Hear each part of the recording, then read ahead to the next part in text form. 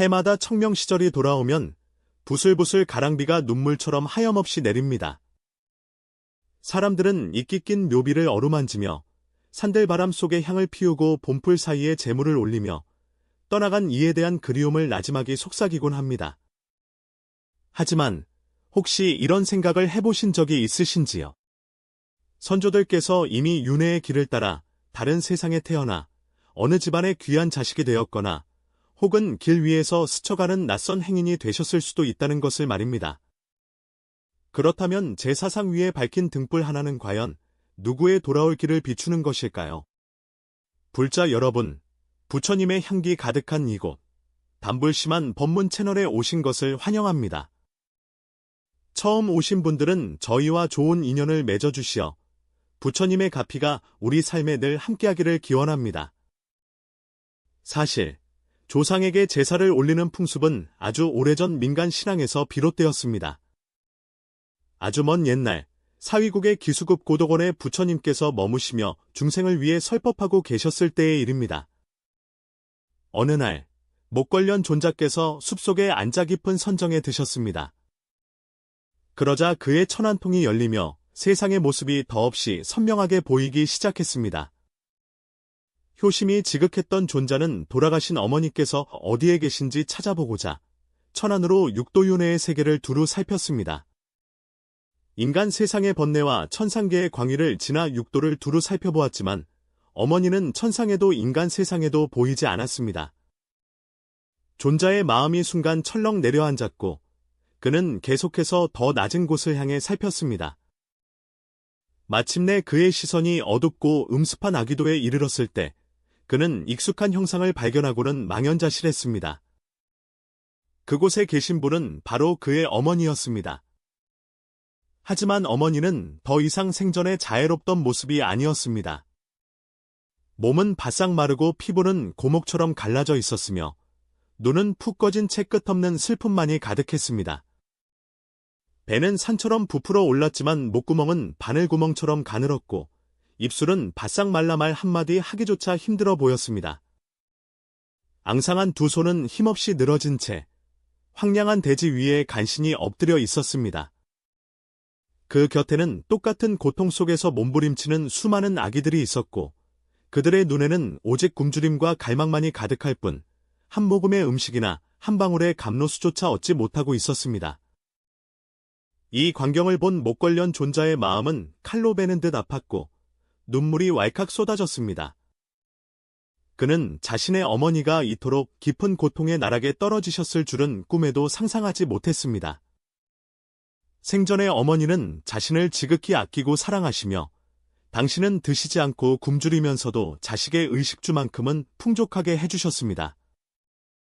하지만 그러한 마음 한편에는 인색함과 탐욕이 자리하여 평생 남에게 한 톨의 쌀, 한 모금의 물조차 베풀지 않은 채 무량한 죄업을 지으셨습니다.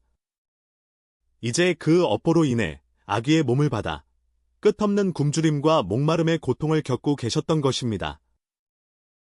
목걸련 존자는 더 이상 참을 수 없어 곧바로 인간 세상으로 돌아와 정성껏 지은 밥 한 그릇을 가지고 신통력으로 어머니 앞에 나타났습니다. 어머니는 음식을 보자 앙상한 손을 떨며 희망의 빛을 보였고 허겁지겁 음식을 입으로 가져갔습니다.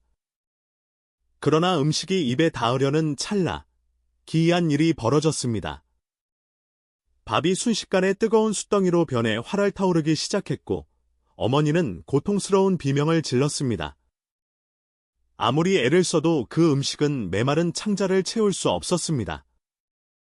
목걸련 존자는 어머니의 고통스러운 몸부림을 보며 어찌할 바를 몰라 애가 탔습니다. 그는 즉시 기수급 고덕원으로 돌아가 부처님 발 아래 엎드려 눈물을 흘리며 여주었습니다.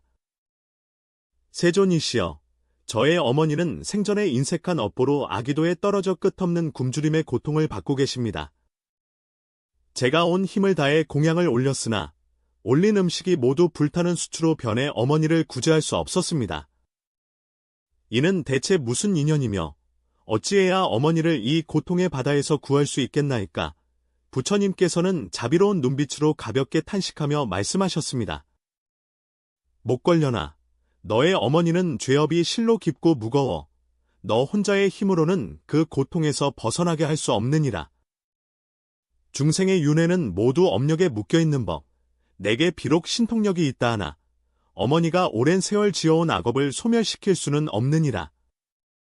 오직 시방의 여러 스님들께서 지닌 위실력과 그분들의 광대한 공덕에 의지해야만 너의 어머니를 진정으로 구제할 수 있을 것이다. 목걸련 존자는 그 말씀을 듣고 땅에 엎드려 간절히 해탈의 법을 청했습니다. 부처님께서는 자비롭게 이르셨습니다. 매년 7월 보름은 스님들이 석 달간의 안거를 마치고 해제하는 날이니 이때는 모든 스님들이 정진 수행하여 그 공덕이 수승하니라. 만일 누구든 이날 지극한 신심으로 스님들께 음식과 향과 꽃 등 온갖 필요한 것들을 공양하고 그 공덕을 부모님과 여러 생의 조상들께 회양하면 돌아가신 이들이 고통에서 벗어나 좋은 세상에 태어날 수 있느니라. 목걸련 존자는 부처님의 가르침에 따라 즉시 7월 보름에 우람분제를 여러 시방의 스님들께 공양하고 그 공덕을 어머니께 회양하며 해탈을 기원했습니다. 공양이 끝나자 목걸련 존자가 다시 천안으로 살펴보니 어머니께서는 아기의 몸을 벗고 인간 세상에 태어나 복락을 누리고 계셨습니다. 그는 기쁨에 넘쳐 부처님께 머리 숙여 절하며 자비로운 가르침에 감사드렸고 그때 비로소 선조를 진정으로 천도하는 법을 깨닫게 되었습니다. 이로부터 우람분제는 세상에 널리 퍼져 후세의 불자들이 선조를 천도하는 수승한 법회로 자리 잡게 되었습니다. 이 이야기는 우리에게 제사의 참된 의미가 형식적인 제물에 있는 것이 아니라 우리가 선행을 통해 그 공덕을 회양하는 데 있음을 보여줍니다. 진정한 베품과 수행으로서 돌아가신 이들이 고통을 여의고 즐거움을 얻게 하는 것, 그것이 바로 참된 공양입니다. 진실로 선조에게 이로움을 주고자 한다면 선한 행위로 삼보에 공양하고 자비로운 마음으로 모든 중생을 이롭게 해야 합니다.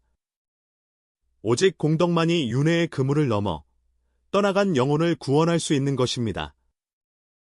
그렇다면 윤회의 이야기는 어떻게 이어질까요? 세상의 삶과 죽음은 끊임없이 반복되는데 우리가 해마다 제사를 지내는 대상은 과연 누구일까요? 인생은 꿈과 같고 생사는 밀물과 썰물처럼 육도를 오가며 덧없이 윤회합니다. 마치 낙엽이 떨어져 다시 뿌리로 돌아가듯 한 생이 끝나면 또 다른 생이 이어집니다. 어느 한 노부인이 있었습니다. 그녀는 30년 전 병으로 세상을 떠난 아들을 기리며 해마다 청명이면 아들의 묘를 찾았습니다. 혹시라도 아들의 영혼이 돌아올까 기다리며 제를 올렸습니다. 그러던 어느 해, 한 어린아이가 다가와 그녀의 옷자락을 잡으며 나지막이 거머니라고 불렀습니다. 노부인은 아이의 눈빛을 보고 깜짝 놀랐습니다. 그 눈빛이 세상을 떠난 자신의 아들과 너무나도 똑같았기 때문입니다. 그녀는 아이에게 물었습니다. 얘야, 내 어머니는 누구시니? 아이는 고개를 저으며 자신의 내력을 알지 못한다고 했습니다. 다만 꿈속에서 푸른 옷을 입은 한 여인이 잡초 무성한 곳에 서서 자신의 이름을 애타게 부르는 것을 자주 본다고 했습니다. 그 순간 노부인은 모든 것을 깨닫고 눈물을 흘렸습니다. 그녀의 아들은 이미 다른 세상에 태어났던 것입니다. 그렇다면 오늘 그녀가 제사를 지낸 대상은 과연 누구였을까요? 무덤 속에 썩어가는 유골이었을까요? 아니면 눈앞에 이 생기 넘치는 아이였을까요? 부처님께서는 중생은 흐르는 물과 같아 인연 따라 모였다가 인연 따라 흩어진다고 하셨습니다. 어제의 가족이 오늘의 낯선 이가 되고 사랑과 이별의 아픔은 바람처럼 흘러갑니다. 그렇다면 우리가 무덤 앞에서 태우는 지정과 묘비 앞에 올리는 음식은 과연 선조들이 계신 저편 세상에 닿을 수 있을까요? 윤회의 안개를 뚫고 그들이 다시 태어난 세상까지 전해질 수 있을까요? 윤회의 세상 너머에도 기억은 남아 있습니다.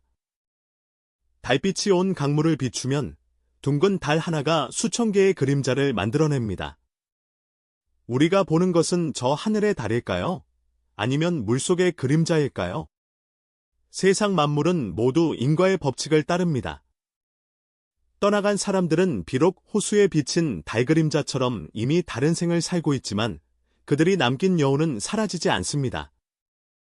그들이 베푼 자비는 여전히 세상에 흐르고 그들이 지은 악업 또한 스며들어 있습니다. 그들의 선한 마음은 봄비처럼 세상을 적시고 그들의 은혜는 새로운 생명의 열매가 되어 맺힙니다. 당나라 정관시대, 장안성은 사람들로 붐비고 향불이 끊이지 않는 번화한 도시였습니다. 성 남쪽에 장성이라는 상인이 살았는데 그는 집안이 부유하고 성품이 어질며 신의가 두터웠습니다. 그의 아버지는 생전에 마음이 선하고 베풀기를 좋아하여 이웃의 존경을 한몸에 받았습니다. 그러나 3년 전 아버지는 병으로 세상을 떠났고 장성은 깊은 슬픔에 잠겼습니다.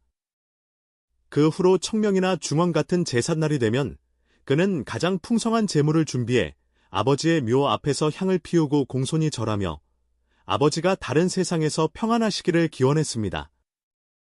하지만 세월이 흐르면서 그의 마음속에는 의문이 싹트기 시작했습니다. 불법에서는 윤회의 이치를 말하는데 만일 아버지가 이미 업보에 따라 다른 생을 받았다면 해마다 올리는 이 음식들은 과연 누구에게 전해지는 것일까? 이 의문은 그림자처럼 그를 따라다니며 밤낮으로 괴롭혔습니다. 마침내 어느 봄날, 그는 가득한 의문을 품고 장안성 동쪽에 있는 순복사를 찾아갔습니다. 그곳에 계신 덕 높은 스님께 가르침을 구하기 위함이었습니다.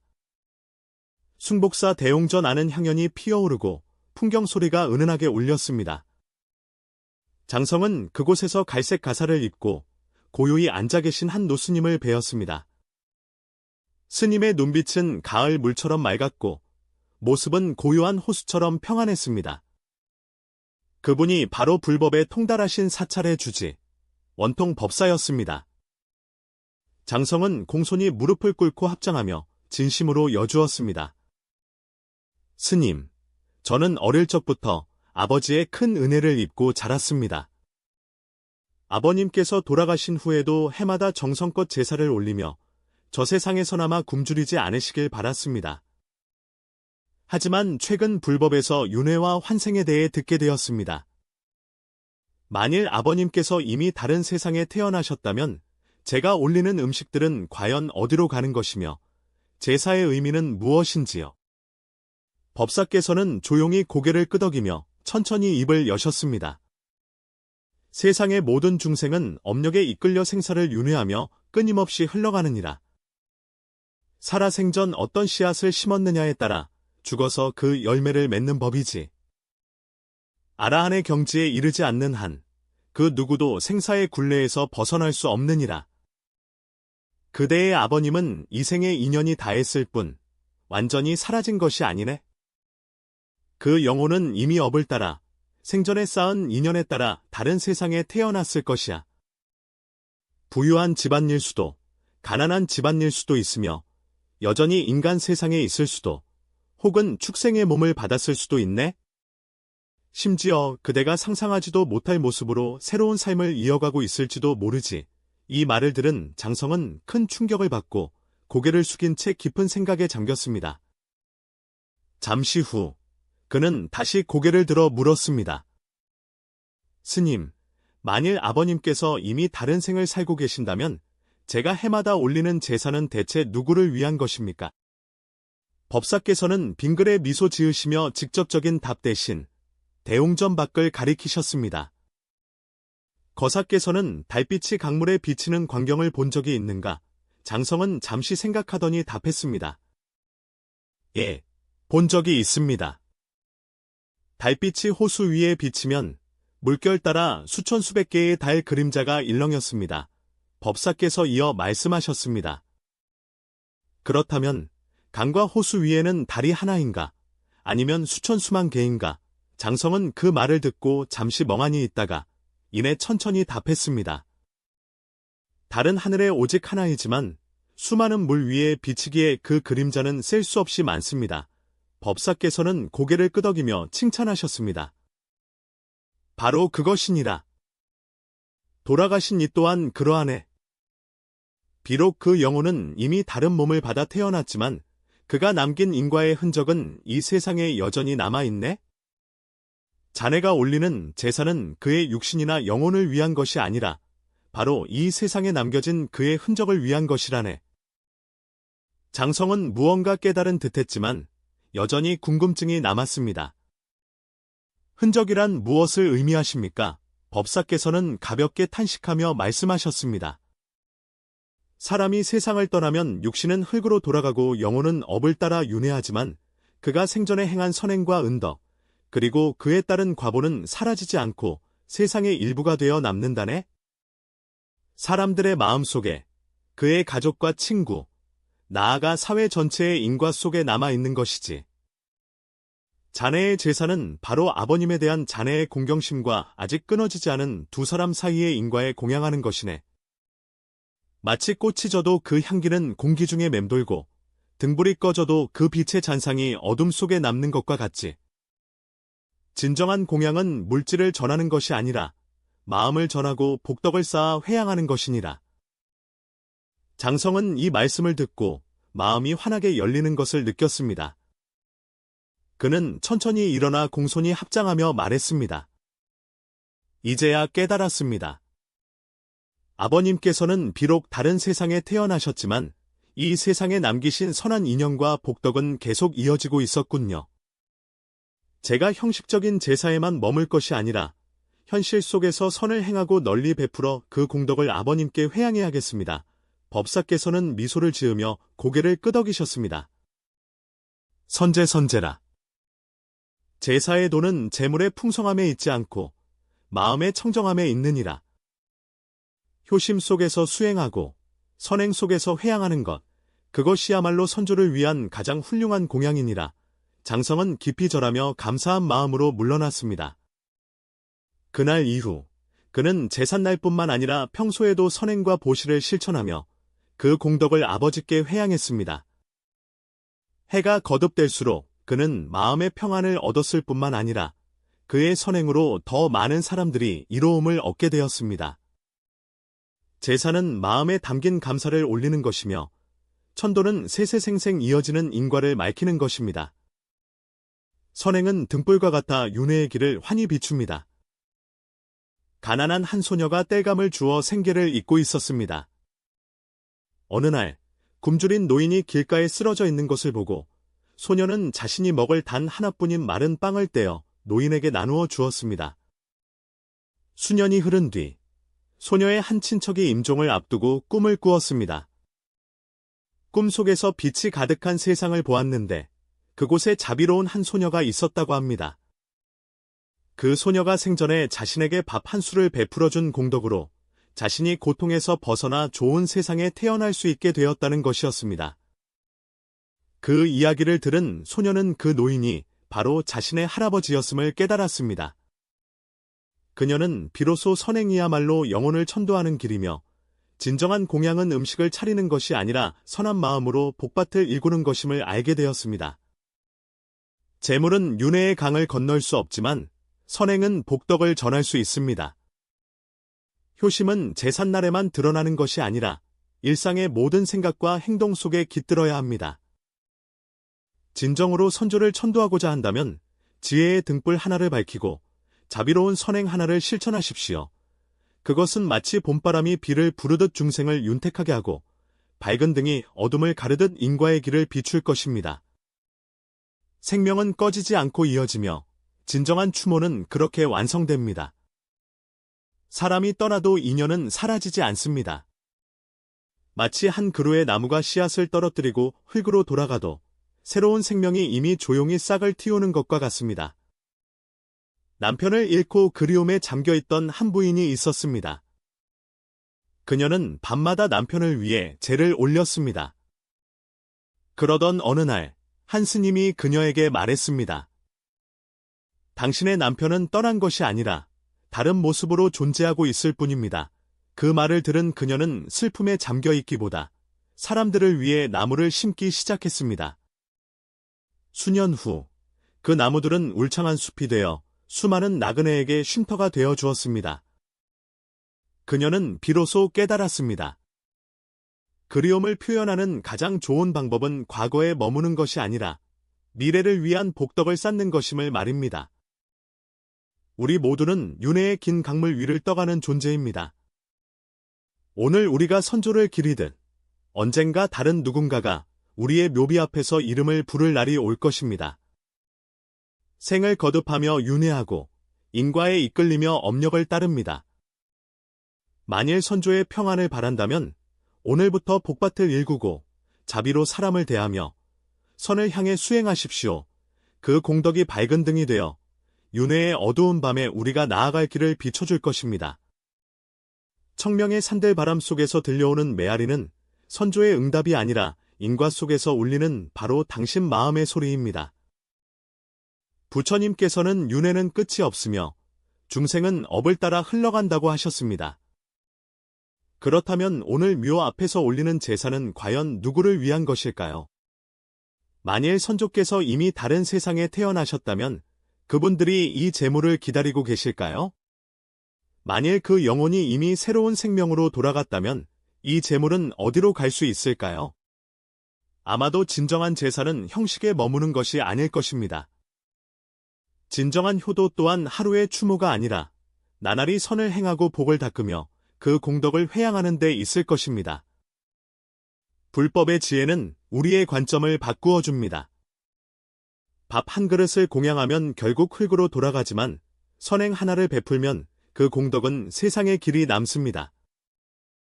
효도는 무덤 앞에서 눈물 흘리는 것만이 아니라 부모님께서 살아계실 때 공경하는 마음으로 섬기고 돌아가신 후에는 자비로운 마음으로 세상의 그 은혜를 갚는 것입니다. 선조의 모습은 이미 사라졌을지 모르나 그분들이 남긴 선한 인연과 업력은 여전히 우리에게 영향을 미치고 있습니다. 선행으로 그분들께 보답하는 것이 그 어떤 재물보다 의미 있는 일입니다. 어려운 이에게 손을 내밀고 방황하는 이에게 빛을 밝혀주며 힘없는 이의 마음에 희망을 심어주십시오. 이러한 선행들이 등불이 되어 우리 자신을 비추고 또한 선조들께서 걸어가셨던 길을 따뜻하게 데워줄 것입니다. 만일 이 가르침에 공감하신다면 오늘날 우리는 어떻게 선조를 기리는 것이 더 바람직할지 함께 의견을 나누어 주시면 좋겠습니다. 이 법문을 통해 깨달음을 얻으셨다면 좋아요와 구독으로 더 많은 분들이 부처님의 지혜를 들을 수 있도록 인연을 맺어주시길 바랍니다. 아미타불 선제선제라